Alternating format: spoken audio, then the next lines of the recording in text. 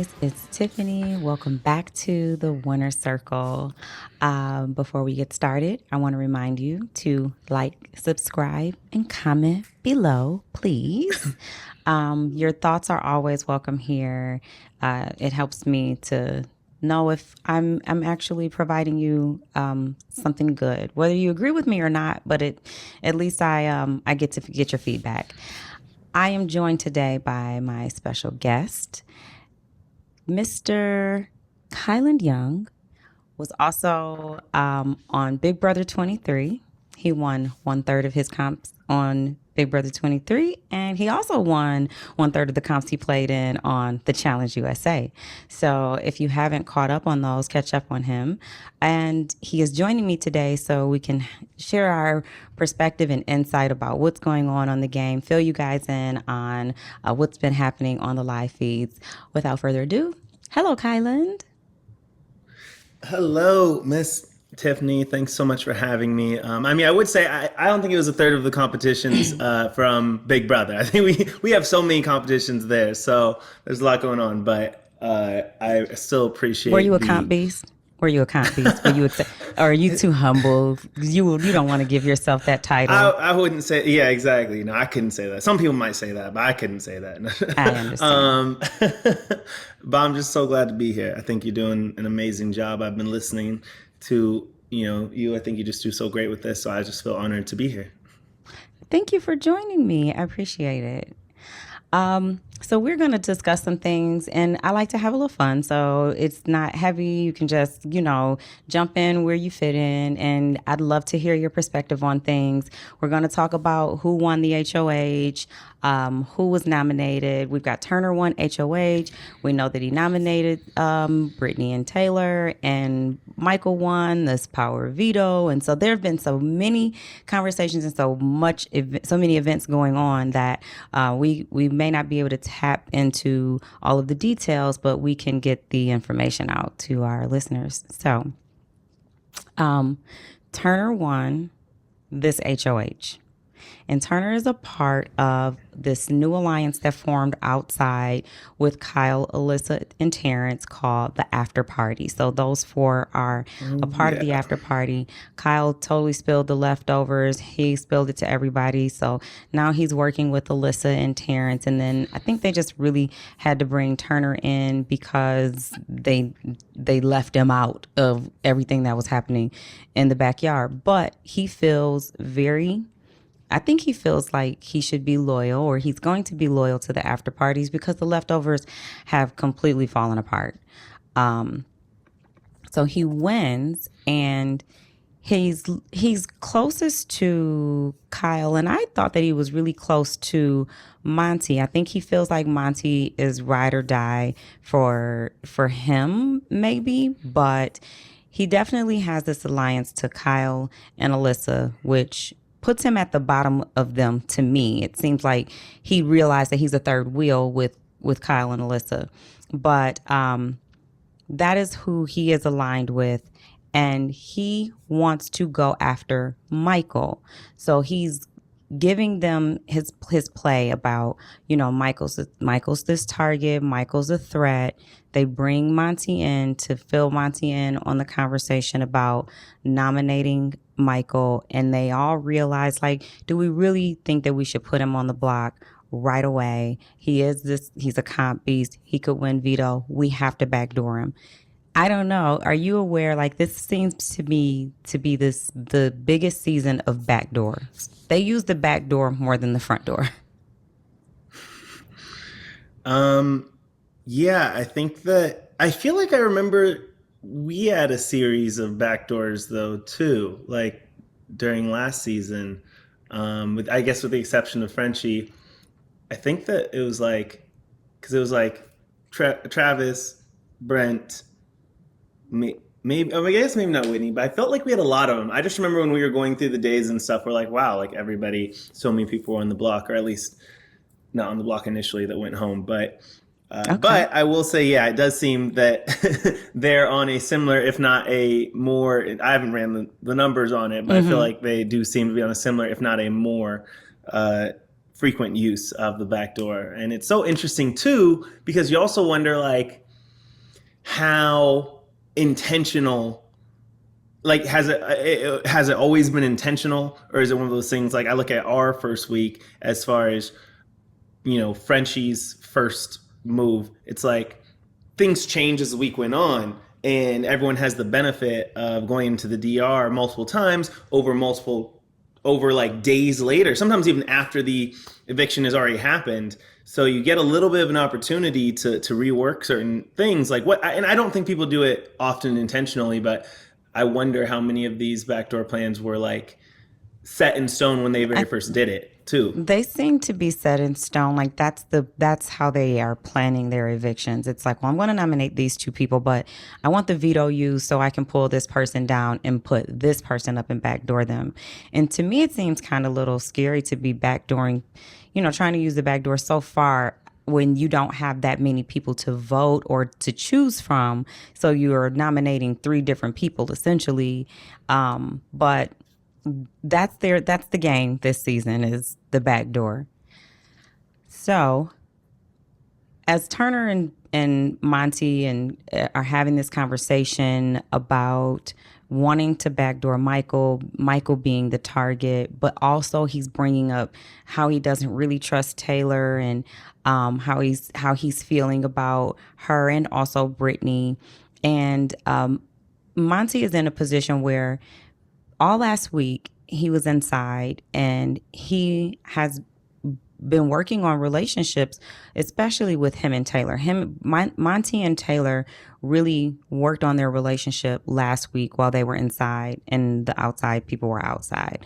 But when Turner and Kyle and Alyssa come back in, Monty can't say, oh, yeah, well, while you guys were living outside, me and Taylor really bonded and made a friendship. And I feel that I don't want to target her because essentially he's still playing his game. So he goes along with Turner and goes, yeah, I get it. Yeah, he kind of sides with Turner about whatever he's saying about how he feels about Taylor and her game moving forward. And then Monty suggests, well, you could nom Brittany and Taylor, and then whoever wins veto, one of them comes down and you backdoor Michael. And I don't know, I don't think you are as big of a Twitter person as I am, but Twitter kind of had an issue with Monty about that. And I'm glad that I have you here today because I want to ask your opinion on this. If you're working with someone and you don't want other people to know you're working with them and they start maybe dragging this person, it to me, and you can tell me if I'm wrong, because I think we do play a different type of game.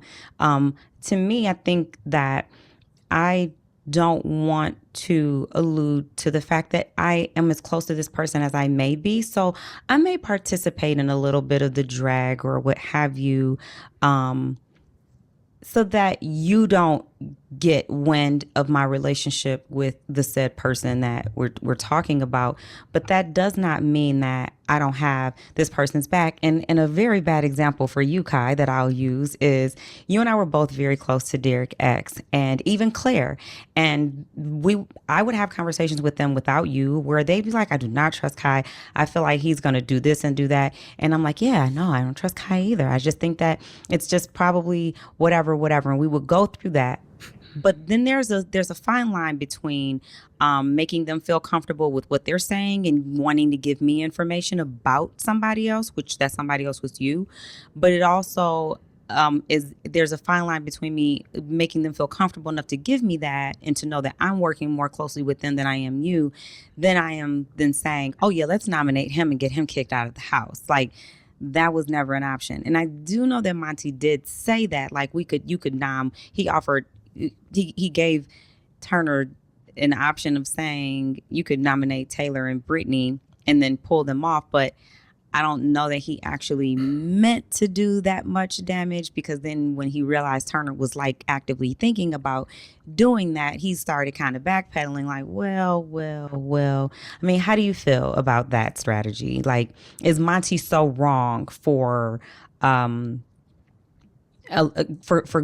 with Turner when he's saying, because it's almost like now you can't say anything bad about Taylor.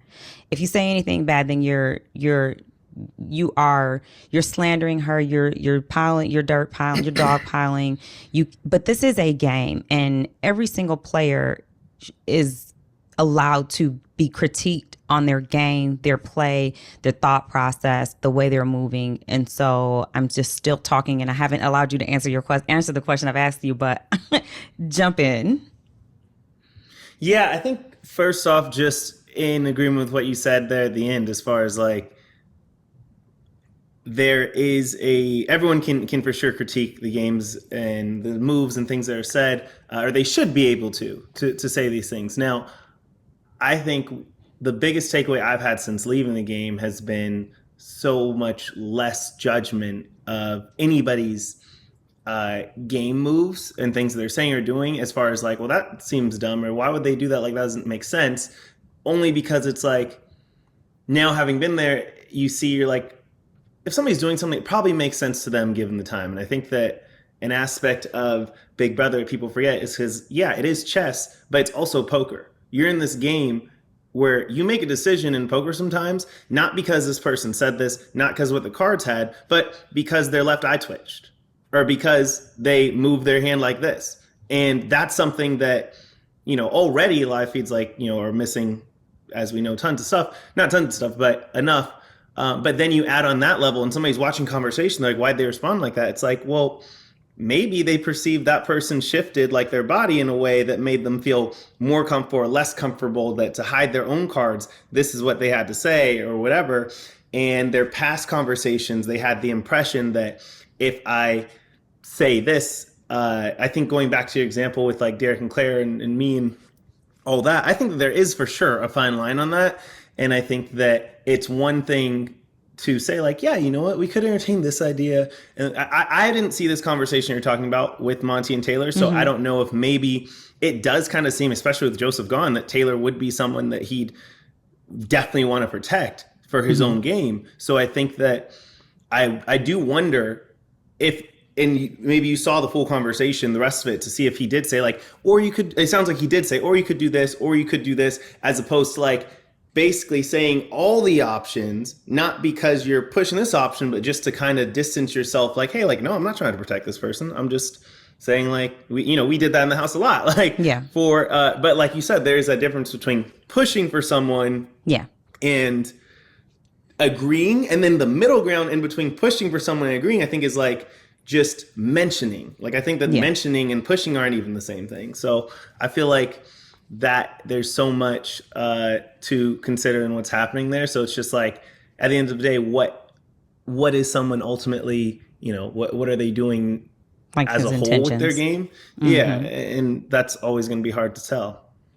Yeah, I think And that it sounds like since then, the intention is not to let that stand. I was just going to say that I think that it was just to allow Turner and Kyle and Alyssa to feel that he is with them, or maybe Alyssa wasn't in the room, so I'm sorry if I misspoke, but maybe it's just a matter of him trying to allow Turner to feel that I'm agreeing with you, I'm not with them. So if that's who it's got to be, that's who it's got to be. But he did at some point go back and have a conversation with Taylor, because Taylor took Joseph leaving really hard. Now, this is interesting. They actually, everybody blamed everything on Joseph. Like, whatever happened outside, the outsiders came inside and was like, it was all Joseph. Joseph said this. Taylor, you're not going to believe what Joseph said about you, but he said all of these terrible things about you. He told me that you had a final this, and he told me that you tried to do this and that you wanted to put me up. So Alyssa, for one, was like, Joseph, told me that you said these things. And Kyle is like, yeah, he told me that this was the reason why, you're the reason why all of these things. So Taylor took the news about Joseph really bad, really hard, of course, because she didn't get to say goodbye to him. She trusted him as being like one of her closest allies and one of her only friends in the house. And they're using the fact that he's gone, he can't defend himself, she can't ask him anything, as their scapegoat for why what happened outside happened. And Taylor is someone who, to me, I feel like she's very impressionable. And I think maybe she was probably really protected coming up, which creates someone to be a little sheltered. And this is just my own interpretation. I could be totally wrong, but she seems very impressionable. So, and they know that. So it's very easy for them to come back and tell her whatever they want her to believe.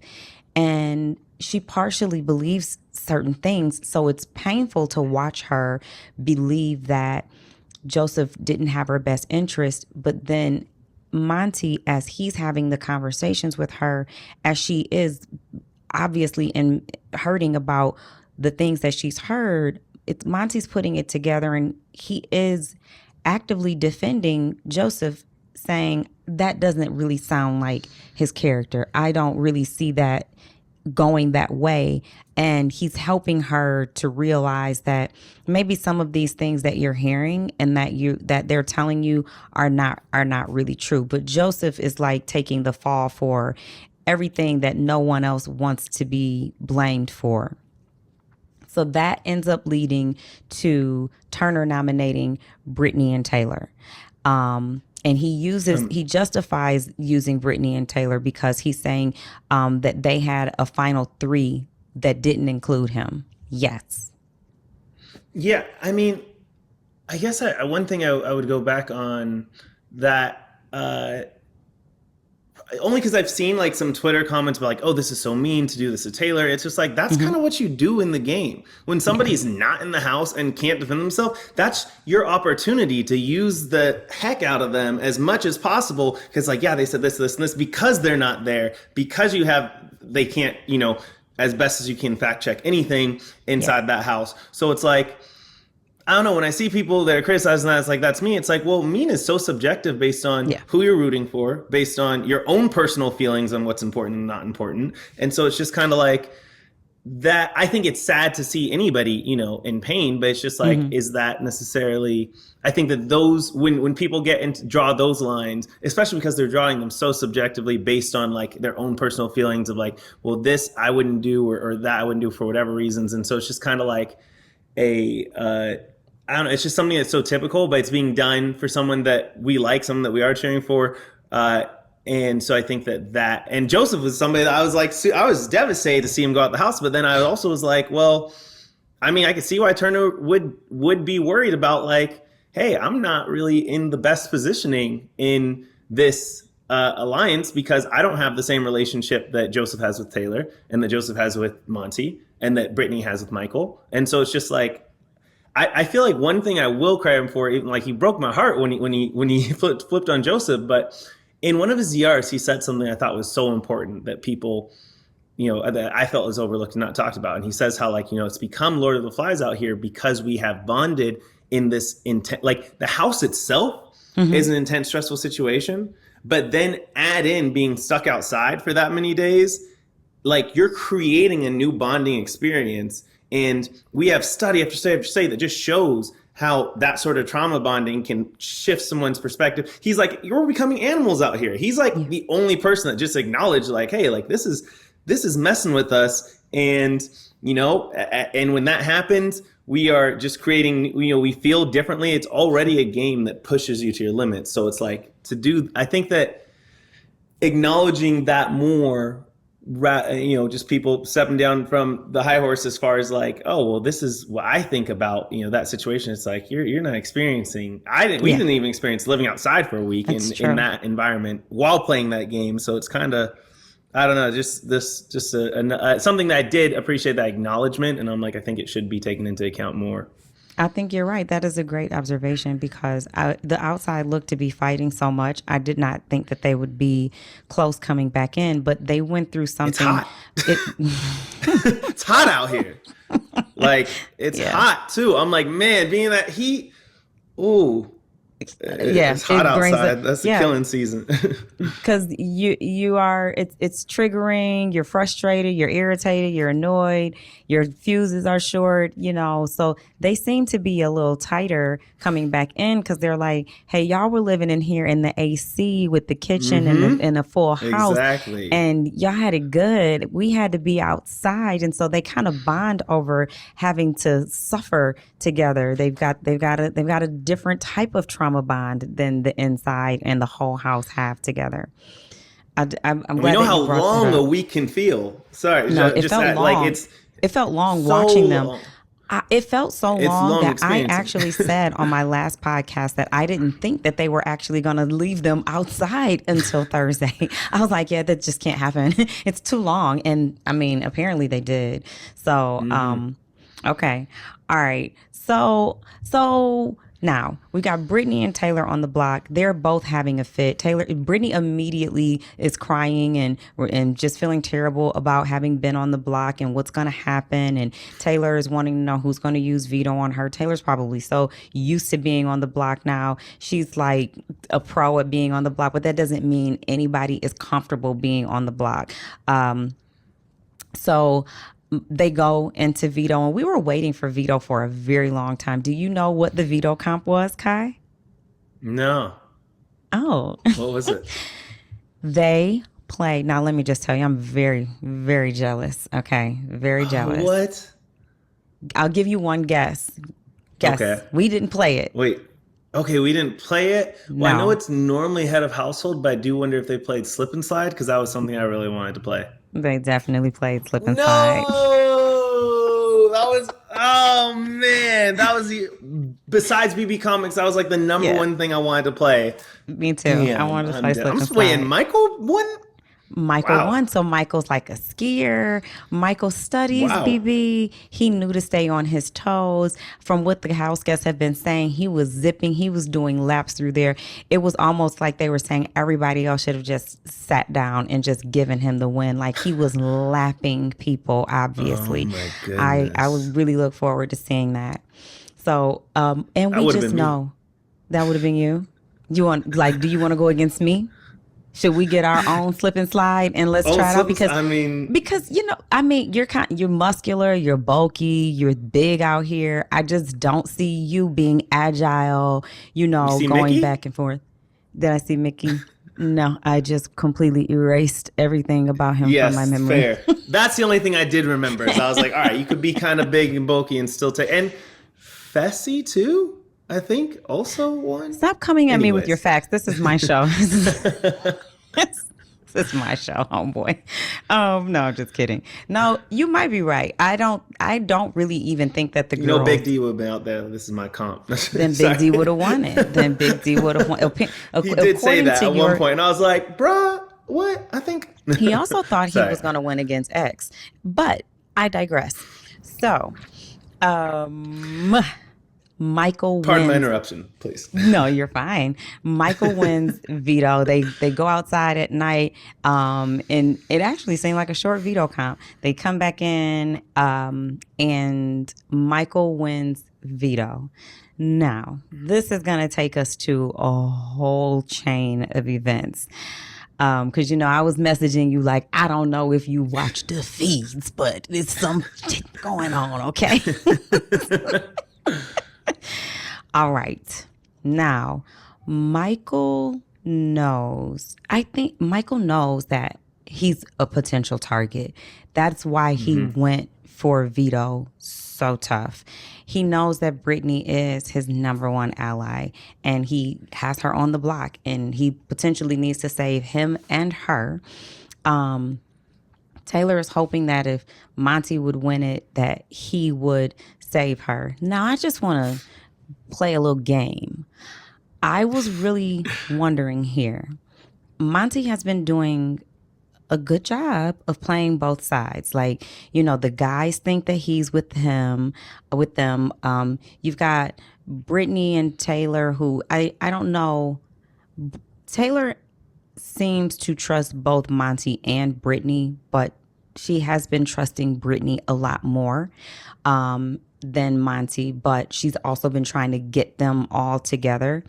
And so Monty's been kind of playing both sides, but I was wondering if he had won veto, if I'm Monty and I win veto, and I know that none of these people are really on my side, do I save Taylor and draw the line? Whereas I've saved her, she's with me, possibly being more loyal to me and with me more than anyone else because I saved her, and just actively become a pair because you've got Michael and Brittany who are a pair. You've got Kyle and Alyssa who are a pair, and Turner and Terrence are a pair. You know, when you talk in pairs, that's my game. So I'm like, if I'm Monty, I probably would have shown my cards and tried to work with Taylor. I was wondering if you had any thoughts on that. No, I mean, I agree. I think that there are some pretty, at least they feel apparent pairs to us. Um, and so I think that it does make sense for him to, especially with Joseph gone, for that to be his pairing. I feel like the only thing I would say on that is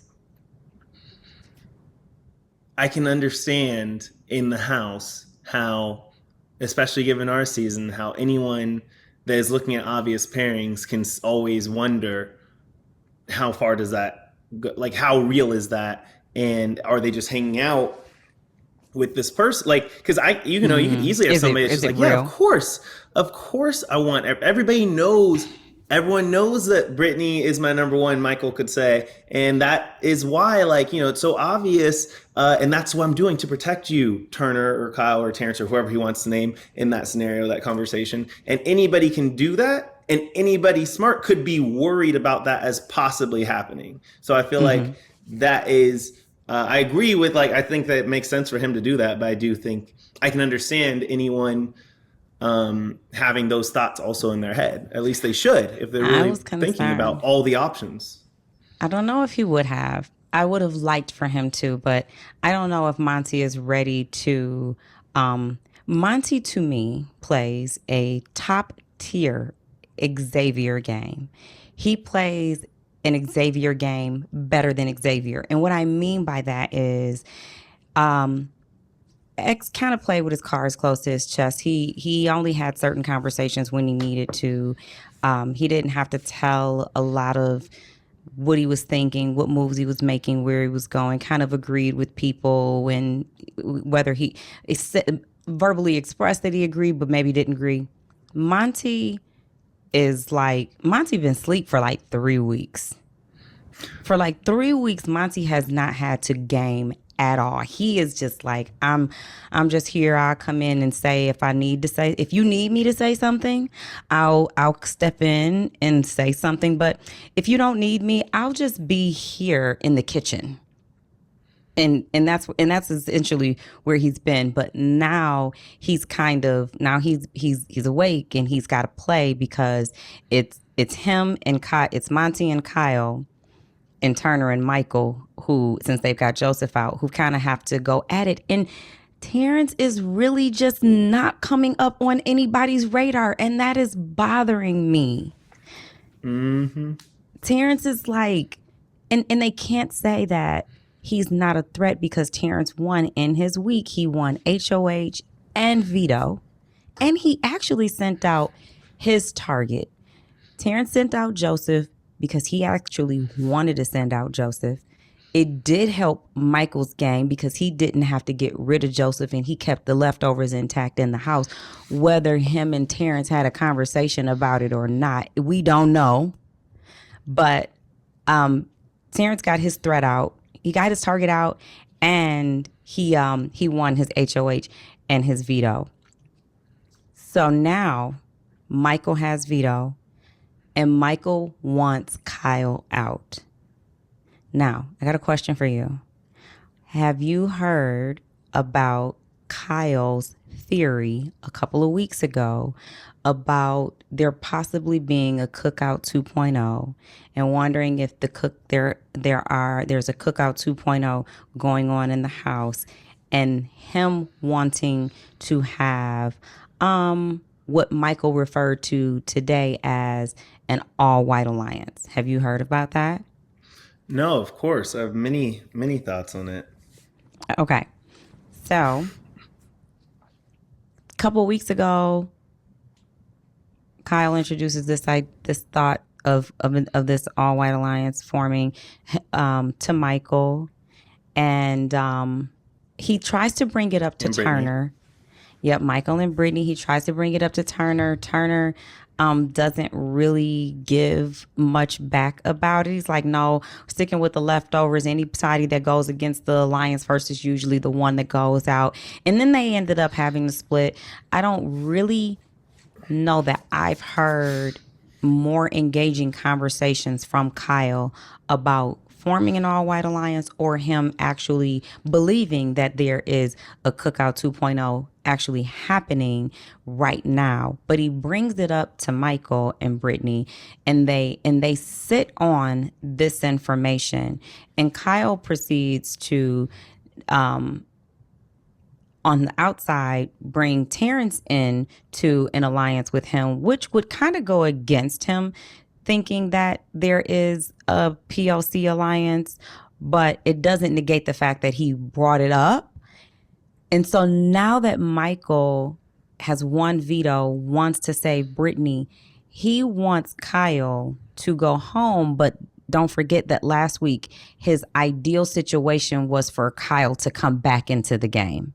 He Yeah. wanted Kyle to come from outside back inside, wanted Joseph to go. But today it is Michael's theory that it's bad for Kyle to stay in this game. And it's bad for Kyle to stay in this game, especially under Turner's HOH, because Turner and Michael, Turner is a white male and Michael is a white male and Kyle is a white male. And Michael knows that Kyle wanted to create this all white alliance. He wants Turner to know it so that Turner doesn't make a mistake of keeping Kyle, who is trying to create a racially motivated alliance, on Turner's HOH, and that's going to make Turner look bad. Except Michael got this information from Kyle 2 weeks ago, I think, when he might have been HOH, and also let him slip through Terrence's HOH and wanted him back into the house.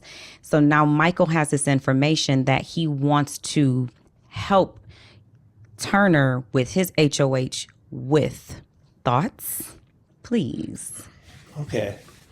Lots of thoughts. So much to unpack there. I guess first off, kind of as a more general sentiment, I think that lots of times people talk about things that are outside of the game and inside of the game. I think that there are things that matter in the outside world more than the game, and I think that there are things that may matter less. And I do feel like there is.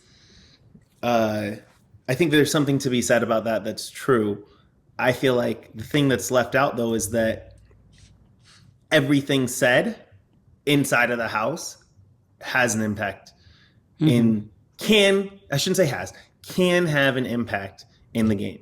And so it's kind of like sometimes people talk about things where it's like, oh, well, let's just, you have the court scenes where, someone says something emotional and compelling, but it wasn't admissible in court. And the judge is like, well, I want you to dismiss that from the record, everybody. Like, dismiss that from your minds. It's just like, yeah, I guess. But all the brain's going to do is come up with another reason, another rationale to still make that same decision. And I'm not just saying this in terms of for any one person in the house. I'm saying everyone, all humans do this, and everyone's going to do that. So I feel like that is kind of like everything outside the house and inside the house matters. So I guess it is when you look at when Kyle was saying that, first off, I think that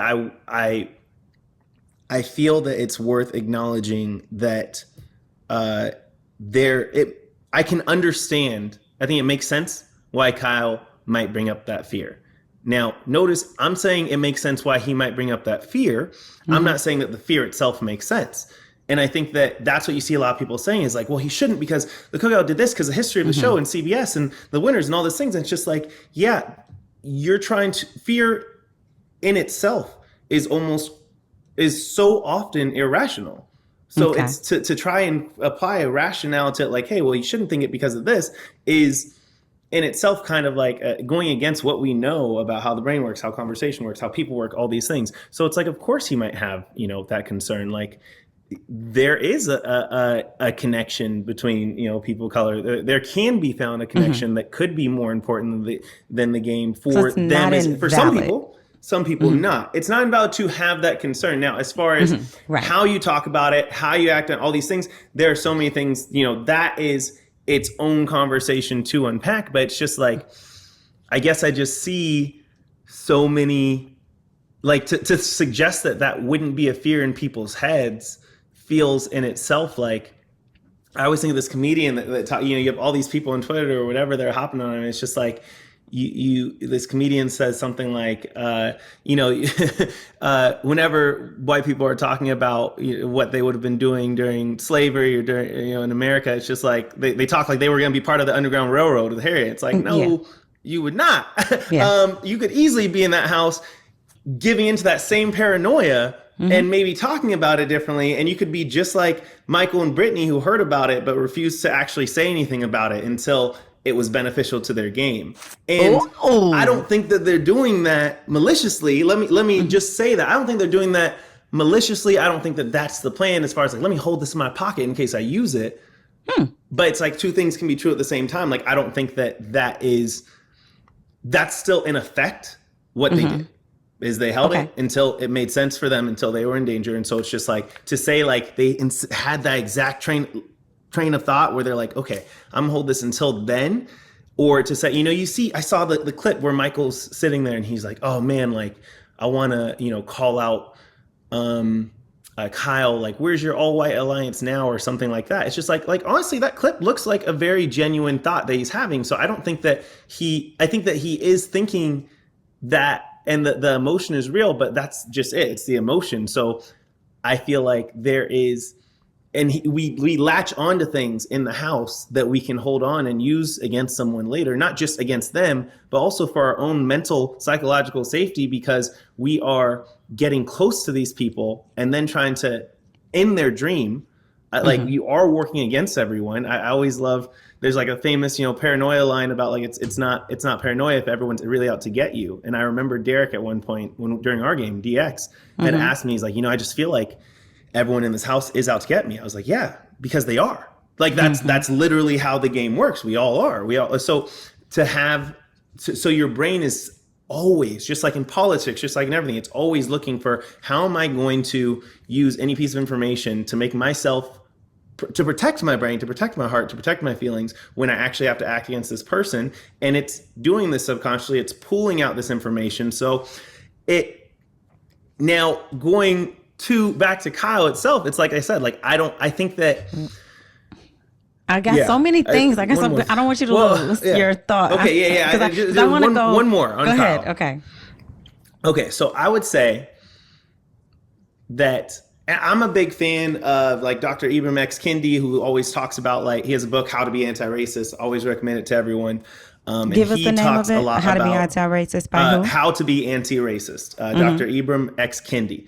And so he's like the head of America's like anti-racist development study research. Like he's just really much deep in this space, and I'm just really appreciate like a lot of his work. And so he talks a lot about that term, like anti-racist, and he talks about, racism is like rooted a lot in denial, and people will say like, oh, like I'm not racist, and it's just like, yeah, that's it is. We've tied up this term into identity, and it's been a detriment to progress as a whole. And rather than saying like, hey, it's not about being a racist, it's about doing something. Is something that you're doing racist, or is it anti-racist?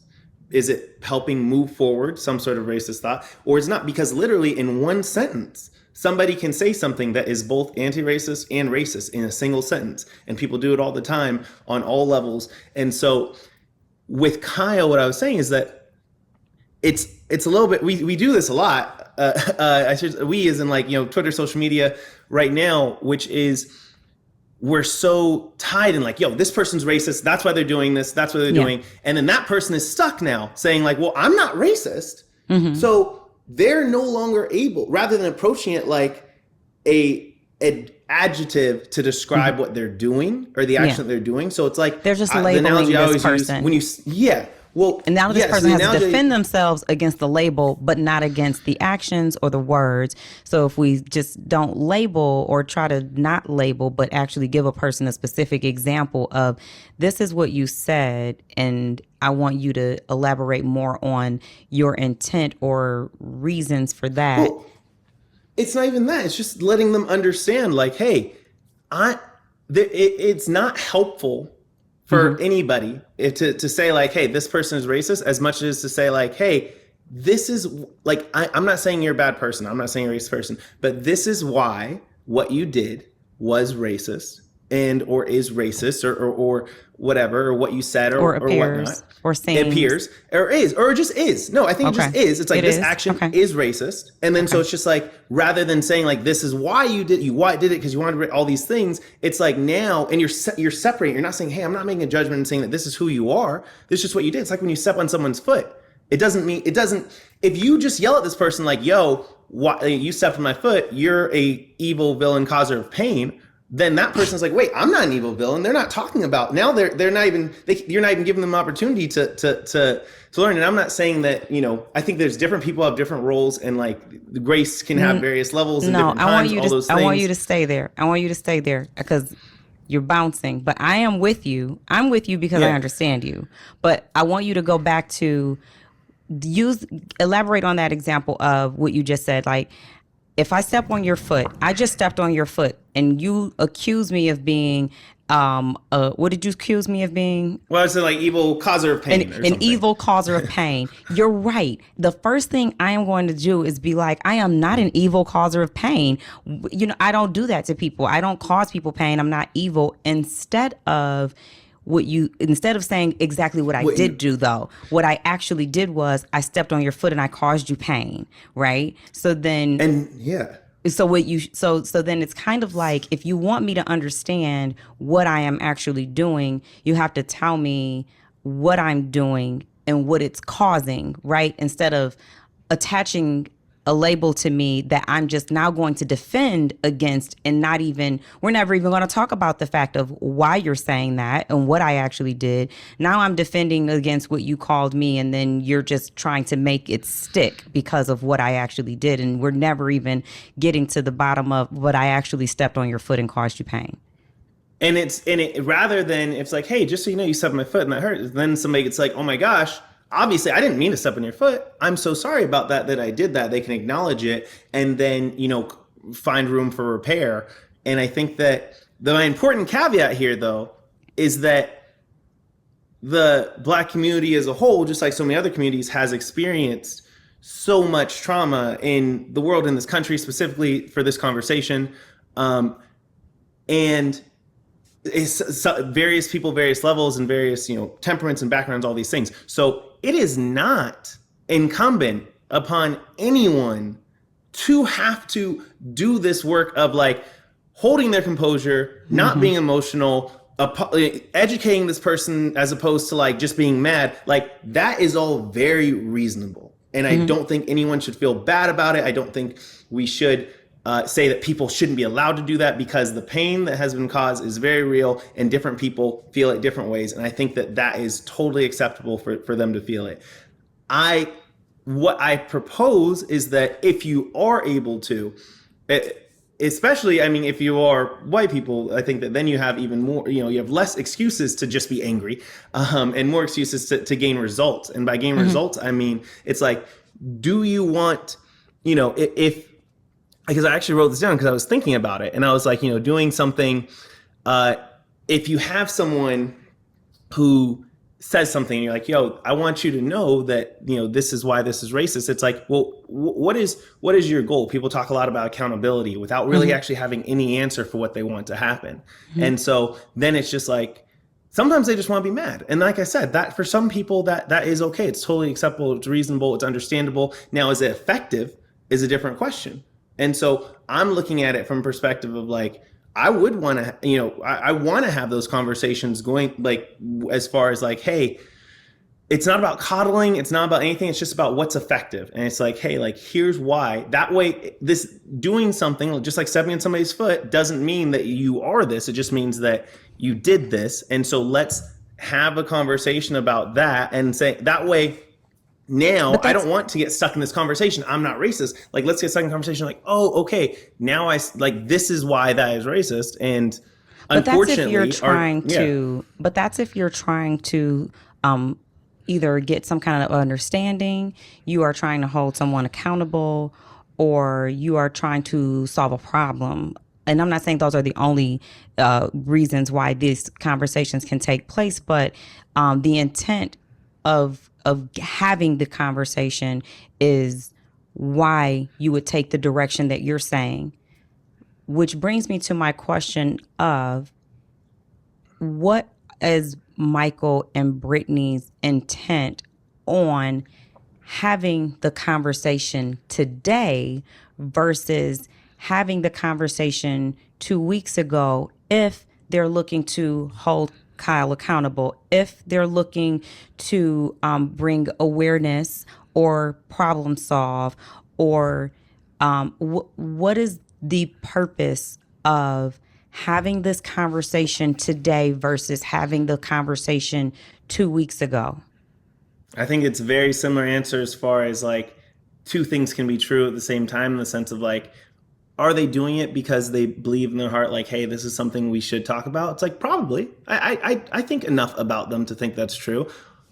Are they also doing it because it's beneficial for their game? At least in Michael's case, based on some things he said, I think so. And I think that now that I feel like not being able to acknowledge that is where you run into like, questions around uh, uh, potentially around character. Like, I don't want to make a character judgment without being able to have a conversation with someone and being able to like actually dive deep because there's so many factors. None of these issues are black and white. Like not even just to oversimplify. Yeah. None of them are binary. So right now, their motivations feel it's hard not only to look at that game motivation, but to be a little bit frustrated with it. Like Because I want to ask you a question. yeah, If yeah. Michael was HOH this week, would we have watched him go to Turner?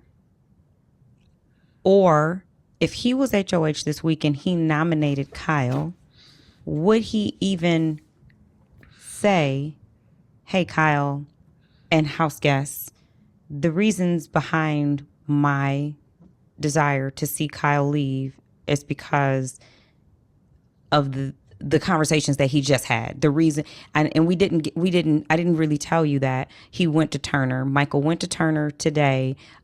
He started off the conversation by himself in the HOH room with Turner, telling Turner that, hey, I don't know if you know this, but a couple weeks ago, Kyle came and he was talking about starting this all white alliance because he was afraid of a Cookout 2.0 being started. And then Brittany came in and helped Michael deliver the story. They put it on a platter for Turner about help wanting to protect him, and this is his HOH, and not wanting him to maybe have some repercussions about having this information and doing nothing about it. But would we know this? Would the house know this if it is for their information? If it was different, if Michael was HOH, if Michael wasn't in jeopardy. If Kyle was HOH this week, was he going to go to Kyle and be like, yeah, I've been holding this in for 2 weeks and it's really been bothering me. Yeah, it's bothering me and it's eating me away. And me and Brittany actually can't sleep at night. And I've debated several times of, do I tell Monty? Do I tell Taylor? And I've never told them because I didn't need to yet. But today I need to tell them because it's time for you to go now because I'm ready. Well, I like to be fair, so I'm always like, is I that want possible? you to be fair. Let Maybe. me be the villain. Yes. Am I the villain? No, I'm just like, is it possible the same thing would have happened if there was no benefit, if Kyle was HOH or whatever, all these other scenarios, that the same conversations would be happening? Probably. Possible. Yeah, is it possible? Of course, anything's possible. Do I think it would have? No. But like I said, do I think that is the conscious thought, like to where it is that level of insidious of like, let me hold on to this until I can use it for game purposes. I don't think that's what people You do, don't. but I Okay. feel like, sorry, let me phrase that. I don't think that's what's happening here. I don't Okay. think it was that level of I intentionality, do. but it's I just do. kind of like, For the record, I like to say that my name is Tiffany Monique Mitchell, and for the record, I do think that Michael has held on, him and Brittany, to this information that they know will alter the thoughts and the minds and the shift of the game of how people will make their decisions about Kyle. At this moment, they have used this information to benefit their own personal game. I do also think that it may bother them to know that these things were being said. And so I do think both things are true at once, but I definitely do feel that this was strategically held on to and used at the opportune time. Now it's your turn, Kai. I guess what I would say with that is that I don't, I think that because they had the information and because what you're saying is possible, I hope, and I feel like it's already going to happen. I hope that there's not this hero narrative around Michael, around Brittany for stepping forward with this information. Like it's important. Like, granted, I think it's valuable to highlight, like, hey, this was the right decision. Now, also, it is good. If I'm very much a fan of like, hey, happenings late is better than never for sure. But I think that, like I said, the way that it is, I feel like it's happening more on a subconscious level. Like I don't think that when they heard the information, like let's hold on to this and use it. That's my opinion. Is I don't think that they were thinking that consciously. I think that. So I think that maybe that thought was. I think the thought was more like, like this is something I don't feel comfortable with, but like I do understand, because even when they did approach I remember they had that one conversation with Kyle where he kind of did like walk it back, as far as like, hey, like no, I agree, like I don't want to assume, like Optics, assuming is wrong, as opposed to, well, and I don't even think it's just optics. I think that they did maybe bring to light like, hey, like to worry about this is reasonable, but to assume it is problematic. And here's why. And I feel like he was receptive to that at the time. I feel like the conversation now, what's interesting, this goes back to rationalization, is what's interesting is now he's not talking about that. He's talking about all these other things. I was just going to say, And so rational that he has not brought it up. Exactly. And I think that that's why. I think that that's what's happening though too, is that like that fear. But granted, I think that fear was in everybody from the start of the game, because although it's not a perfect reflection of society, first off, I don't think it's a good reflection at all, because it's literally a game and it's a pressure cooker, and it's like when people are always talking about, seeing the truth of things, of people or whatever, it's just like, this is literally the opposite of a real life. Like it is designed to create this drama and all these things. It's not the way we operate in real life at all. It's not, and I'm not saying it's not the way we operate. It's just not it's not a natural life simulation that we're living in, because we have nothing in there that we have in the real world except other humans, and that's it. Yeah, I mean, you literally go to the pregame interviews where I think it was a pregame, or maybe it was the first day interviews, where you had Taylor talking about like, I'm a nice person. I'm really excited to be a villain in this house because I never get to do that in my real life. Like, obviously that didn't happen. Other things happen. But like, I think that to look at this game as a reflection of that is wrong. But as far as like looking at some things that are reflected, things in your head, going back to like, it's impossible to strike things from the record.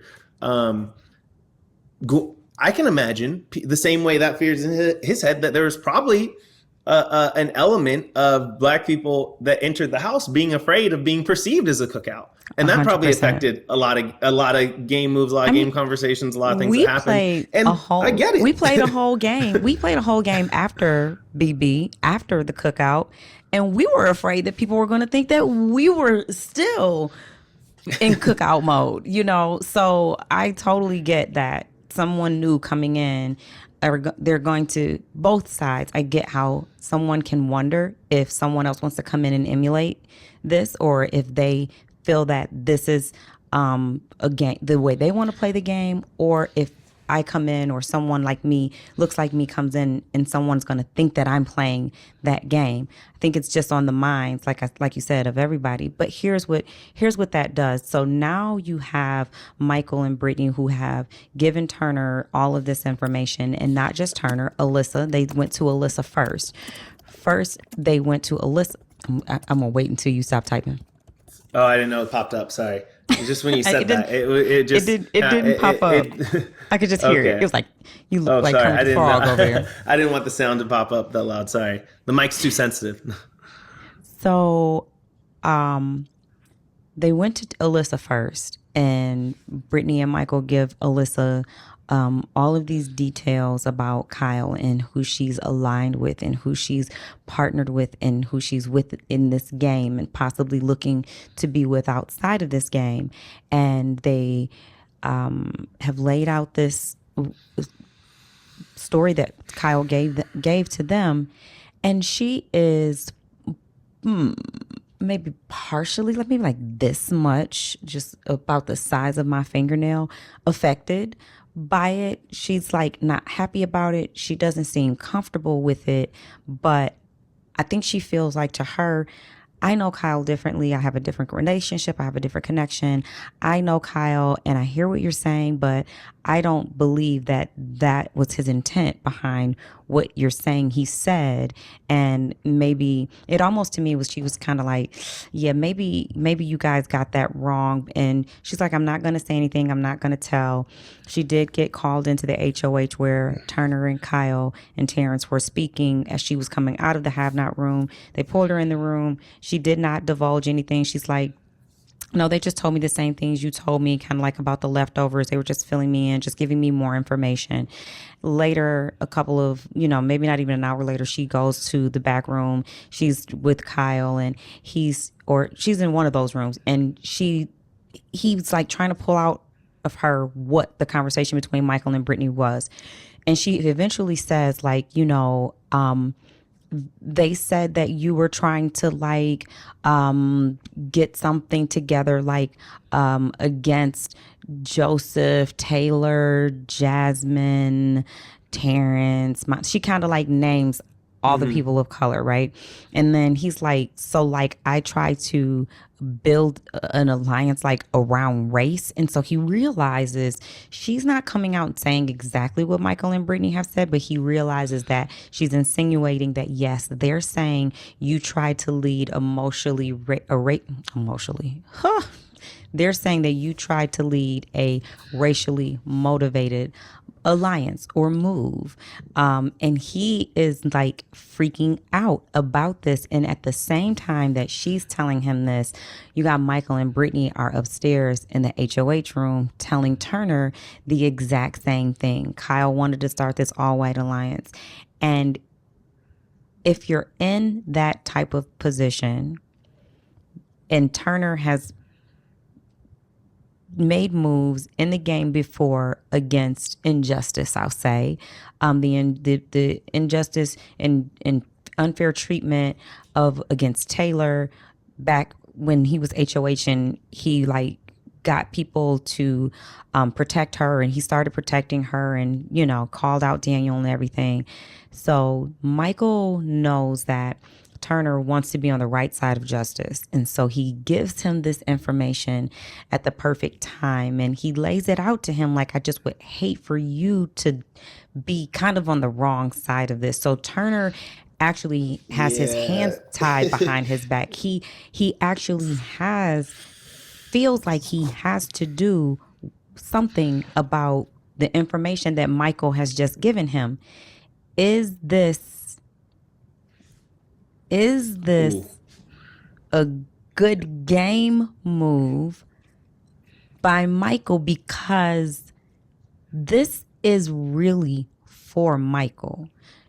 It's really not in Turner's best game to get rid of Kyle or to see Kyle go. If he actually listens to Michael and says, I definitely have to do something with the information you gave me, which means I've got to take Kyle and put him on the block based around And I will say this, Big Brother has really turned into the game of where do your morals lie? And it's really a thin line for me to try to walk because I get bashed a lot about, oh well, you played your game this way, and I think a lot of people just don't understand that when they say things to me about how I played my game. But this is not the game where you cannot lie. You're not in court. You're not held to that standard of you can't lie. It is a game where money is on the line and there are no rules. There are no rules. But we as viewers watch and judge people based on things they say, how they treat people, and we assess what the winner should look like. The winner should represent this. The winner should play this kind of game. A winner, this is a winner. But there are no rules to this, like you win. It's almost, you win however you win. It doesn't mean we have to like it. Now, if Turner puts Kyle on the block, whose game is this? Well, also, what game is this is the question, too, because it's just like that move feels very much like, especially if you're.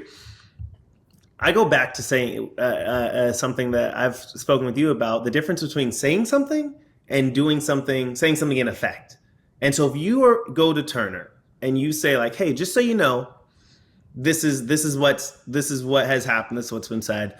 This is a perspective, whatnot.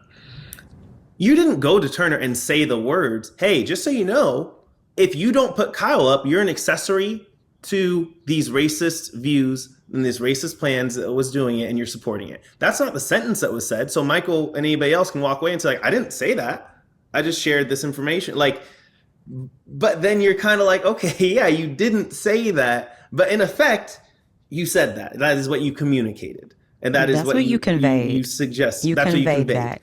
Yes. And so that's such and then you also have the extra layer in this conversation where it's like, yeah, that was conveyed, but also like that's true. It is moving forward. Like it doesn't make it untrue. Yeah. Now, so that's when you're running into the issue as far as like, because this is true. Yeah. Does that make it, do the ends justify the means as far as him doing this move? And and it's just like when if somebody does something that is self-serving, but it also happens to serve a perceived greater good, then it's like it's muddied and it's messy. And I think but that is symbolic of life, kind of, in a way. Like that's why I'm glad that more conversations are happening, but I wish that they would go these extra levels deep, not just on on the show, but then allowing deep conversations to happen, because then you can realize that like life isn't so binary. Like we've discovered with so many things, that if we look at, if you're looking for simple answers for complex questions, then you're just going to result in confusion and division and all these other things. And so I don't love that, because it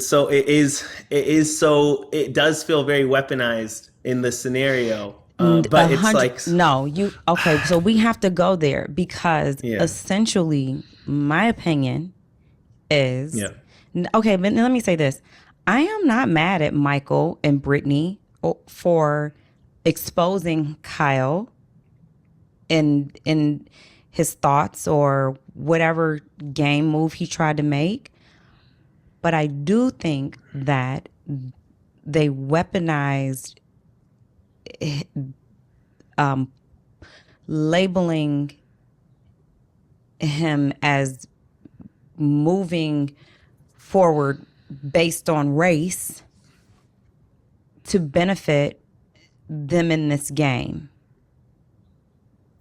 They definitely weaponized racism. Because they're just on the right side of it. That's why this is weird.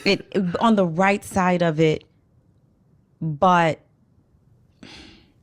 if I'm not supporting. I'm not saying that. That's what I'm saying. I It's no, weaponized, and I don't like no, that. I know. It's like, but if I see you constantly getting, it's like, okay, I've watched you for 2 years be abused and all of this, and I know this, and I know it's wrong, but now it's my turn, and I'm about to get abused. Now I'm about to tell. Yeah, Yeah. I'm helping you, but I was gonna let you sit there in it and keep enduring it until it was going to affect me.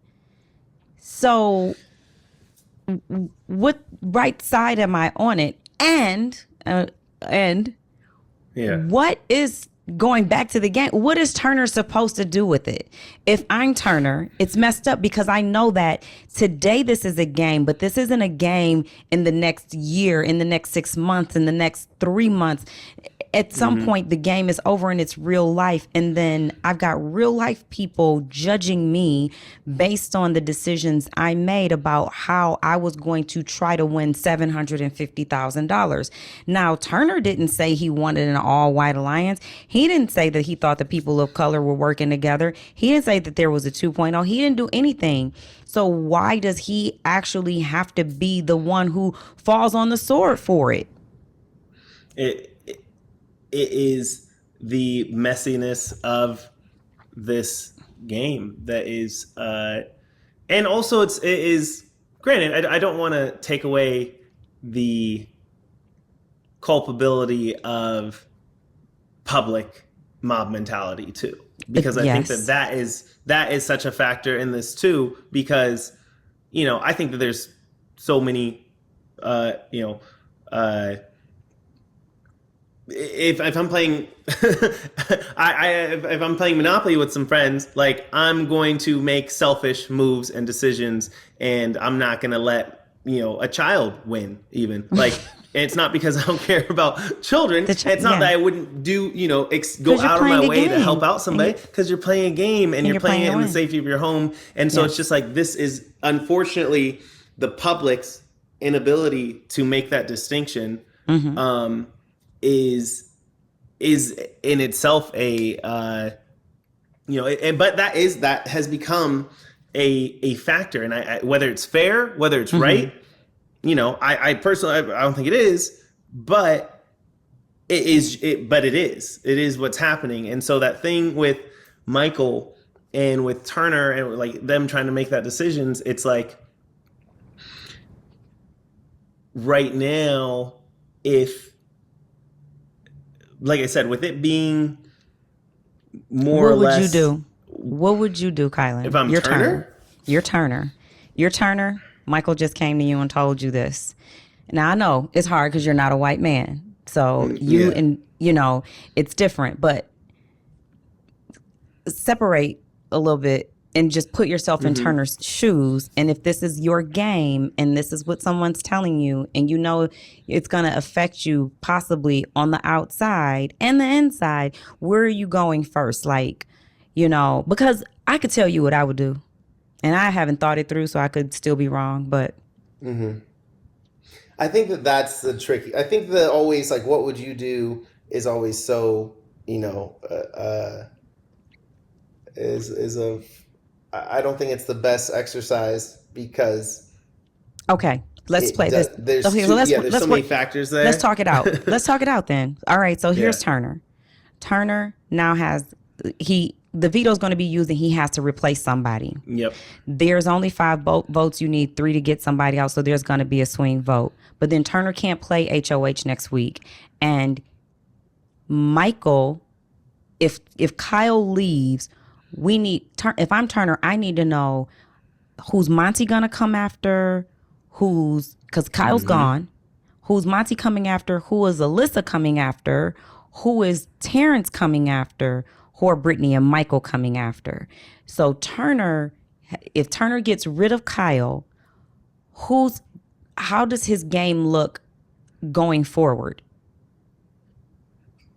And does that benefit his game? Because if he's going to get rid of Kyle because of this information that Michael has given him, then he should be prepared to leave next week, because he already made a statement and said anybody that puts Taylor on the block and she doesn't go home, that HOH ends up going home next week. So he already knows he's got Taylor Mist working against him as it is. And then he's gonna throw out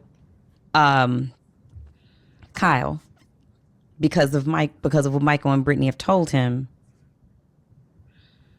Well, I mean, it's almost like you want to say, if you're Turner, you want to say like, okay, I don't like it, because you can almost, what is it? Not make that move that's good, that's bad for your game, because you're like, hey, you know what? Like, I wasn't privy to this. You're telling me this. I don't know how this is accurate or not. But if you feel convicted about it yourself, you're welcome to make that decision and that choice when you have the opportunity to make that decision and see what I think that is what I'd like to say I would do to let Michael make that, or Brittany make that decision because on their at least own. you know next week that if they want him gone, he'll still be there for you to take out, and so will I. Exactly. So I've got a shield. Exactly. Now, because I'm a fan of Taylor, and I do not want to see Taylor leave this week. Taylor and Mont.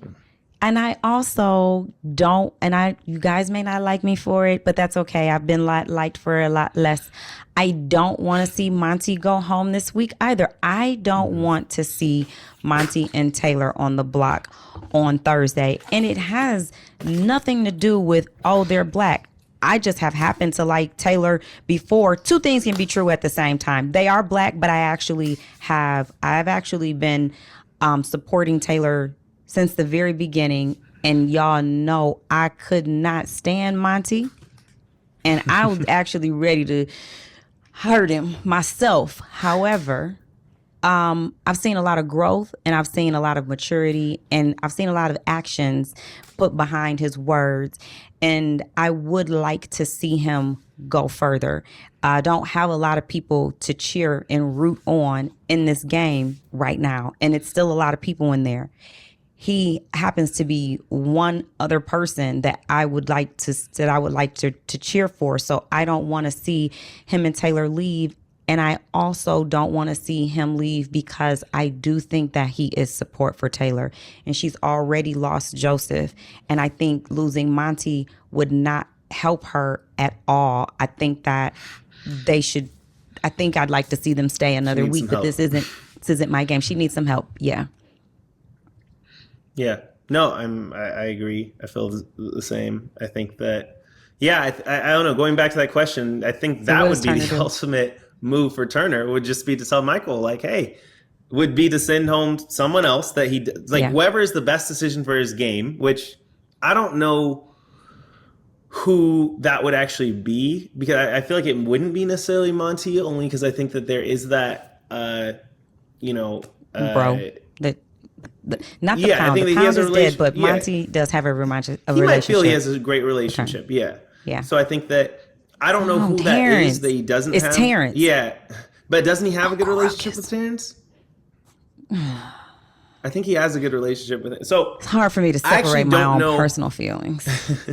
Well, that's everybody, though. You're just honest about it. I think that everybody is feeling that. And it's funny how often you'll see somebody say, like, well, why would they do this? This doesn't make sense. It's like, well, yeah, if they want the same thing you want, then it doesn't make sense. But if they want what they want, then it does make sense for them. But it's just so funny how quickly people forget that most people tend to make their decisions emotionally and then use logic to rationalize them after, rather than the other way around. But they're just not honest or aware of it. So I think that Turner, I feel like that would be the move for Turner, would be for him to tell Michael and Brittany, like, hey, if you guys feel so passionately about this and you guys have the information, I don't, it's only conjecture, only hearsay. Yeah. I feel that, you're welcome to, when you have the power to make the decision that even, because maybe it's not good for your guys' game also to send them out. So it's like, but I'll let you guys go ahead and make that call. What would you like to see happen? What I'd like to see happen, I'd like to see Kyle go out of the game, because that's not my number one person that I'm rooting for right now for other reasons.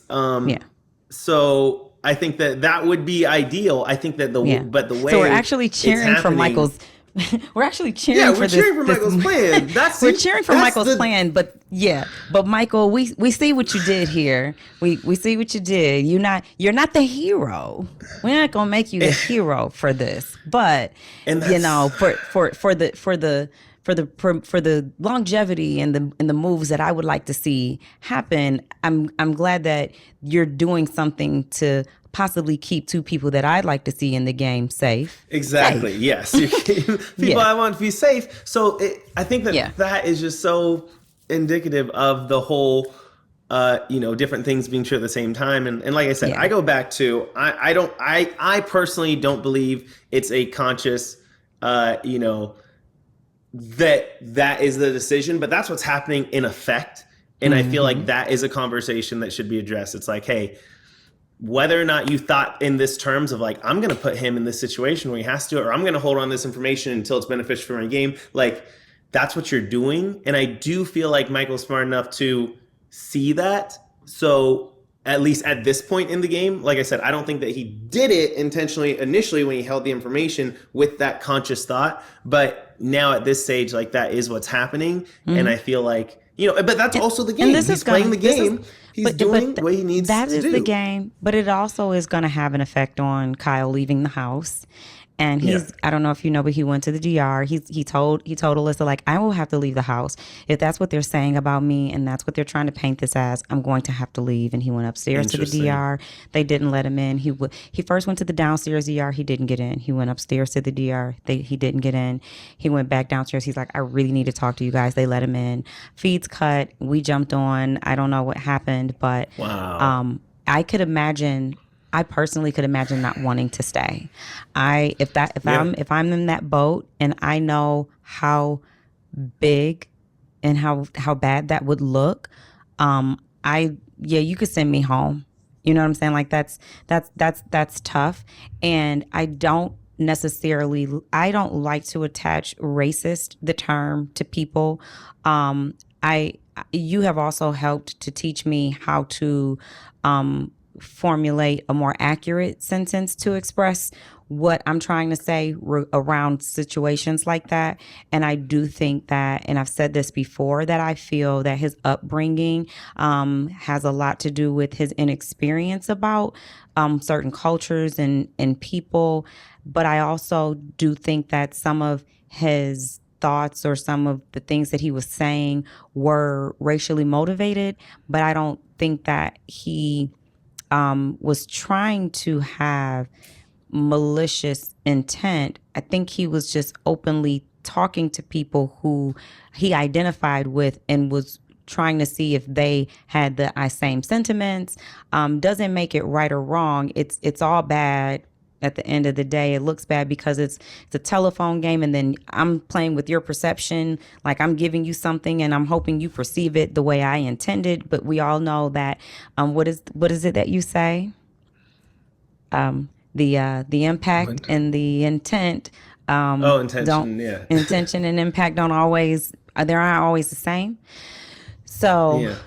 So it's interesting. So now we've got Turner has a decision to make about whether he's going to take this information that Michael has given him to nominate Kyle and everyone vote to send Kyle out, or if he's going to replace the nom with and I think Monty was the other option. I think Turner was trying to get Alyssa to sit up there and be comfortable enough that she would be saved.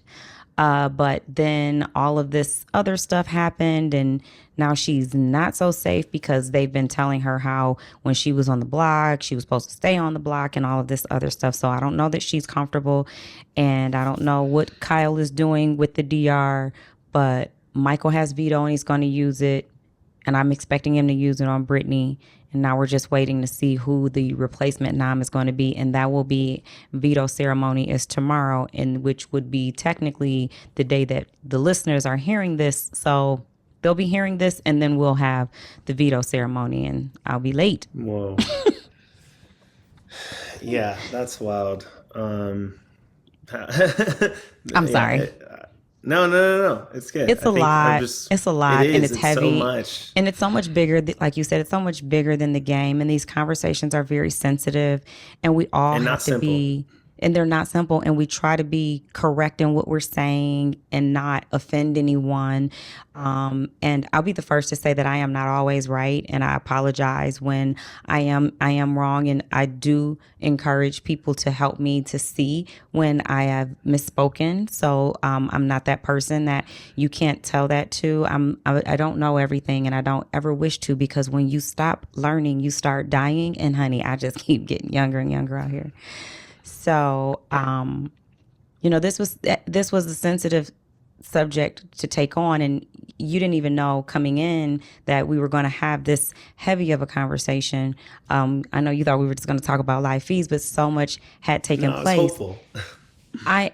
You were very helpful in helping me get this message and relay this message and information out. And I thank you for speaking so candidly and being so open about your experiences and how you handle things and what your outlook and perspective is on the direction of this game. And I think similar to you, like it. I feel like we're always there's two things. We're open to learning, and then also sometimes it's just listening because there's not even the only thing to learn is just the other person's perspective. Because to look at something this complex and then to say like, hey, this is what you're missing, as if like you're wrong about something that you express, whereas there's some things that you expressed here that I don't think that they're wrong. I think that they can just be a difference.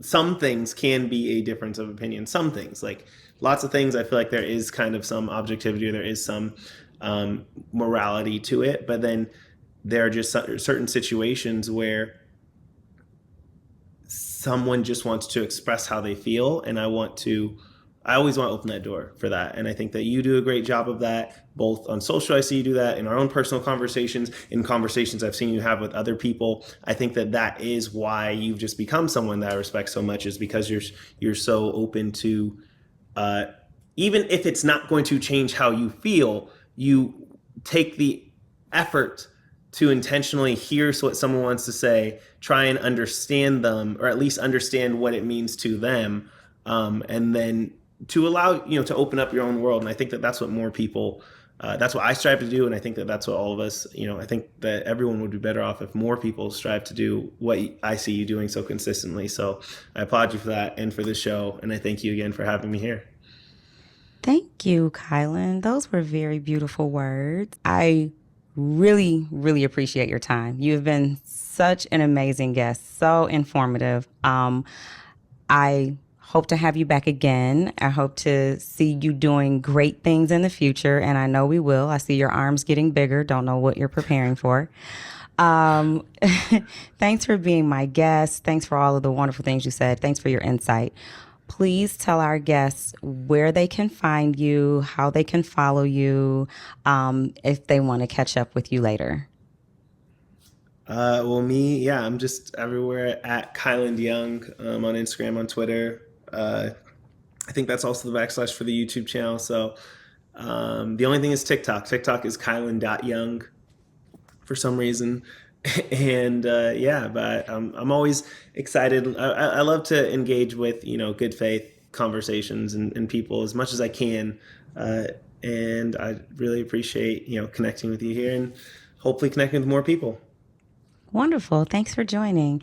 And guys, that is going to be the end of our segment today. Thanks for joining. Thanks for listening. Thanks for watching. You can catch me back here on the Winner's Circle every Monday and Wednesday. You can also follow me on Instagram at Absolutely Gorgeous 100 and Twitter Absolutely Tiff, because y'all know I be talking a whole lot of stuff. Sometimes I just be out there, so ignore me. Put me on mute if you don't want to hear it. Anyway, have a nice day, guys. Love you. Bye.